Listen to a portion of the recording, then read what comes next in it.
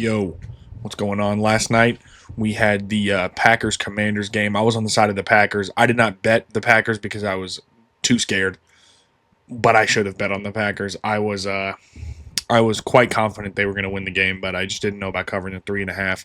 Packers defense, man, I was out on the Packers before the year. I thought that they were going to have a down season. Not like not like they were going to win 5 games or anything, but I thought that they were going to be like a 9-win team, 10-win team. I didn't think that they had these Super Bowl expectations like a lot of people that I've heard. And I just wasn't super bought in on the Packers. I figured they needed a huge playmaker on defense. They clearly and obviously have gotten that in Micah Parsons. The Packers defense went from looking like the secondary was going to be truly terrible to now it just seems like Micah Parsons came in and everybody's playing harder. There's really no other way to describe it. Micah joined this team. Everybody's playing harder. Everybody looks like they're having fun. The team just looks like it's coming together. Like this could be a very special team. The Packers win 27-18. I think they were 3.5 point favorites, so they easily covered that. I should have bet it. I posted a video on TikTok saying I was on the Packers, but I should have bet it. Huge game for Tucker Kraft, who I was very, very high on coming into the season. I wasn't high on the Packers. I was high on Tucker Kraft. I didn't know how good that receiver core was going to be, and Tucker Kraft is a guy you could trust. He had 6 for 124, monster game, and a touchdown, by the way. Had a 57-yard reception, and monster game for Tucker Kraft. He looked fantastic. The offense as a whole actually looked great. I was like, not shocked, but like just like I don't think that the Commanders are a great defense, but it was just like, man, they are really moving the ball. At least in the first couple drives, like it was just deep shots, and like these were throws that were off by 6 inches and would just be barely not a catch. You know what I mean? Like Jordan Love's obviously got to make these throws and make those plays, but the fact that they're getting that much space on this defense is it looks good for the Packers receiving core. What doesn't look good for the Packers receiving core is that I believe Jaden Reed is out for the season. He broke his collarbone. I don't know if it's for the season, but he's going to be out. He's going to miss a lot of time. He broke his collarbone. He came down on a catch, and him and the defender both landed on his shoulder, and you could see him like crunch. Looked extremely painful. I know people have broken their collarbone. That sucks. Jordan Love played great. He's in that part of his career right now where he's avoiding the picks. Jordan Love does this thing where he plays 9 games where he looks like the MVP of the league, and then he plays 8 games where he looks like he should be like not a starter. So maybe this year is finally the year that he's putting it together, and he's not going to do that. He had 292, 2 touchdowns, average 9.5 per attempt. It's a hell of a game, man. Passer rating of 114. Great game for Green Bay's passing game, and even also a great game for Josh Jacobs. I know that he only averaged 3.7 a carry. That's not like that's terrible, but it's not like he's averaging 6. You know what I mean? He had a crazy game, but 23 for 84 and a touchdown. Josh Jacobs, hurts to see him be this good for another team, but he's just a workhorse. He's just chugging the ball down the field. I hate to say it. I still love watching Josh Jacobs play football as much as he's a former Raider. But the Packers, I think the Packers, like, I thought they needed a big defensive playmaker to have a chance of being a great defense. And they did not have a big defensive playmaker. Like, Xavier McKinney's great. He got a lot of picks last season. Rashawn Gary's good. Kenny Clark's great. But there was no, like, their secondary is, specifically their corner room is so bad that I was like, okay, Nate Hobbs isn't going to play like half the season. Nate Hobbs is on my team. He's going to miss half the fucking season. Probably. And if he doesn't, I'm going to be kind of offended because he had a lot of years where he was good and missed half the season. But I was assuming that the Packers' corner room was going to be extremely disappointing, and Xavier McKinney probably not going to have as many picks as he did last season. Like, that's kind of an outlier season. I think he's a really, really good player, probably a top 5, top 7 safety in the league pretty easily. He's in a conversation for sure for being one of the better safeties in the NFL. So you would need another great year from him, and then like Kenny Clark and Rashawn Gary would have both needed to take a huge step up, in my opinion, for this team to be like scary coming into this season.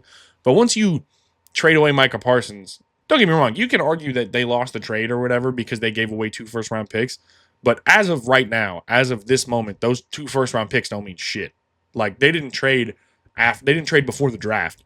They traded after the draft. So for this season, it's Kenny Clark who's gone and Micah Parsons who's in. So as of right now, the trade looks awesome. we'll see what happens. I think obviously that the Cowboys made a mistake, but Micah Parsons clearly just brought so much energy to this defense.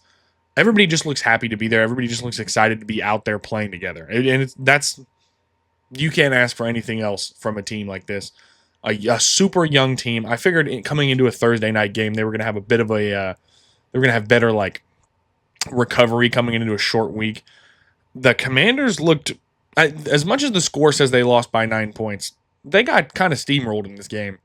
The Commanders generally just disappointing on offense. Jaden Daniels had 202 touchdowns, but the offense looked really boring. He had 42 pass attempts and had 200 yards. It was very like check down, check down, check down, check down, check down, over and over. Like their rookie tackle, Josh Connerly, I was rooting for the guy. It's a tough spot for one of your first NFL starts to be against Micah Parsons.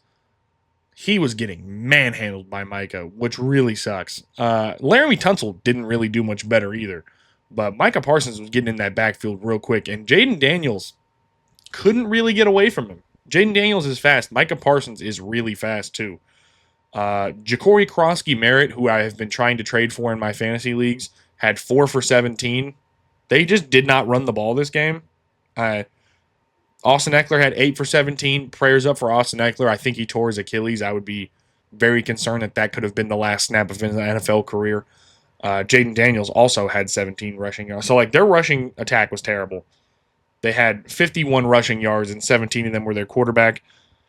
Ja'Cory Krosky, he was fine, but they just didn't run the ball enough. They were losing. They were getting their ass kicked the whole game, so it's not exactly a rushing attack kind of game. Zach Ertz led him in receiving. Scary Terry had a nice catch. Debo still looks pretty decent. I'm not a Debo guy whatsoever, but Debo looks okay. He doesn't look as washed as I thought he was going to. But don't let the score fool you. This game was worse than 18-27.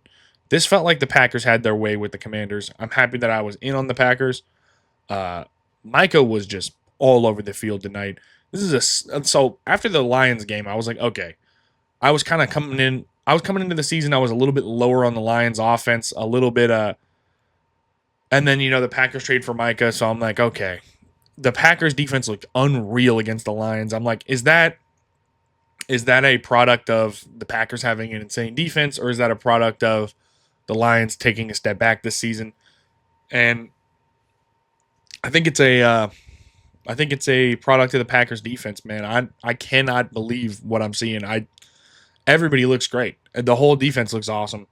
The corner room obviously still could use some love, but I mean it's just everybody moved down a peg. You have Micah Parsons, who's the best player on your team, and then now Rashawn Gary gets to be the second best edge rusher. He gets to go against the second best tackle, or he gets to go against whoever. Right? He's not going to get double teamed anymore. And Xavier McKinney is a playmaker on the back end. So if you have a good pass rush, that guy can kind of just run around and handle shit in the back. Pause. And I thought that the Packers offense also was really just looked fantastic. The deep shots were getting, don't get me wrong. When I say the offense looked fantastic, it sounds like they were crushing and they were throwing for 1 million yards and they were running the ball all over them, which they were. But my point isn't really about the production. My point is more about how open people were. We were seeing Matthew Golden burn safeties over the top all game. He had Marshawn Lattimore beat, I think, twice in that game where Jordan Love kind of overthrew him. I think Packers offense could be scary if Matthew Golden is a good player. He already looks like he's going to be a good player. I mean, he's creating space. Jordan Love just needs to put the ball on him. Jordan Love not really known for his, I get obviously he's a great deep ball thrower, but he's got to get that touch dialed in a little bit on those deep balls. I had them picked for the third spot in this division. I think that my take right now is I'm upgrading the Green Bay Packers to winning the division. I think that the Green Bay Packers are going to be in the NFC Championship game this year. And I would not be shocked if they were representing the NFC in the Super Bowl. But for right now, I am picking the Green Bay Packers to make it to the NFC Championship game. We will see if Jordan Love shits the bed. But as of right now, I think the Packers are poised. They are in pole position to be to potentially compete for the number 1 seed and come out of the NFC.